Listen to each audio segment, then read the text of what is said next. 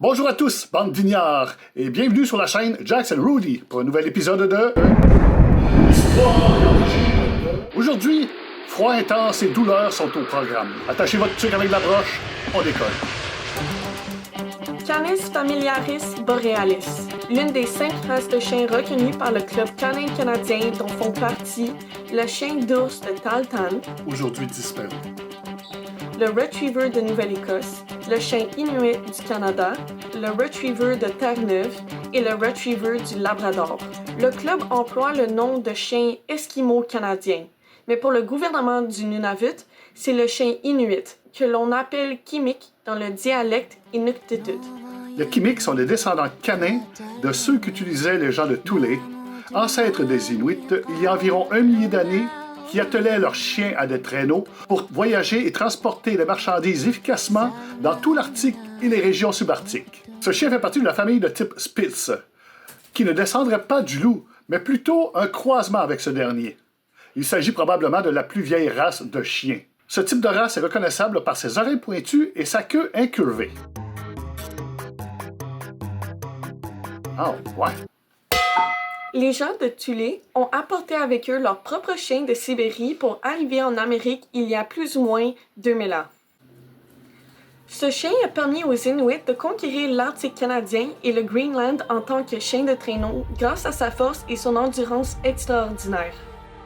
Mais aussi indispensable à la chasse, car il aide les hommes à repérer les trous d'air des phoques dans la banquise, à traquer les proies, à protéger les chasseurs contre les ours polaires et aussi à retrouver leur chemin malgré des tempêtes infernales. Tu descendais pas de Sibérie, toi aussi? Hein? Inutile de mentionner que commerçants, trappeurs, missionnaires et explorateurs qui sont entrés en contact avec les Inuits ont eu tôt fait d'adopter les traîneaux à chiens comme principal mode de transport. En raison du réchauffement climatique, de la réapparition d'un virus qui attaque les chevaux, de la motoneige, mais surtout de la volonté absurde mais déterminée à les faire disparaître à une certaine époque. Oui. C'est là que ça devient douloureux. Dans les années 20, on estime environ 20 000 le nombre de chiens inuits peuplant le Grand Nord canadien. En 1950 commence la purge. Les chiens de traîneau sont tués en masse, parfois même devant leurs propriétaires sur leur propre demeure, principalement par la Gendarmerie royale du Canada.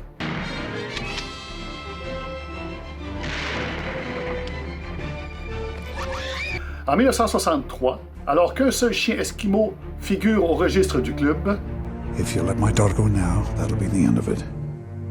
I will not look for you. I will not pursue you. But if you don't, I will kill you. la race est officiellement éteinte. Question? Oui, Jean-Claude. Mais pourquoi c'est d'exterminer une race avec une génétique aussi spectaculaire? De Mongol, de Moreau, de tabarnak! On a perdu Jean-Claude.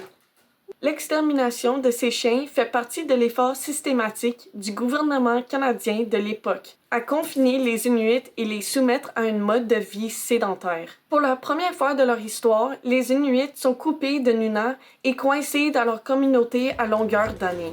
En 1972, après que la race fut déclarée éteinte, une équipe soutenue par le gouvernement et le Club canin canadien entreprend des recherches dans les endroits les plus éloignés de l'Arctique canadien dans l'espoir de retrouver de purs chiens esquimaux. La Canadian Eskimo Dog Research Foundation voit le jour et réussit à dénicher une petite population de chiens inuits.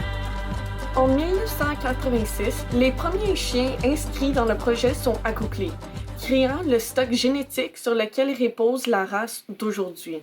En 2019, le gouvernement canadien présentera des excuses aux Inuits. Ok, je cherche. Trudeau s'excuse auprès de la communauté LGBTQ, non. Trudeau s'excuse pour avoir clamé un vétéran nazi, non. Trudeau s'excuse pour un blackface, non. Trudeau s'excuse de s'excuser, non, c'est pas ça non plus. Got it! Trudeau s'excuse auprès du peuple inuit pour... On n'a plus le temps, on enchaîne, là. Ok.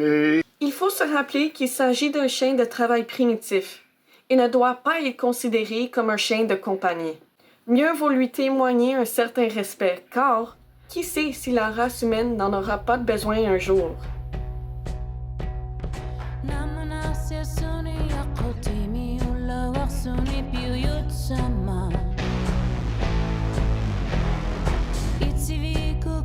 about it, Lusuna, tonight, so hot to teach us, yeah.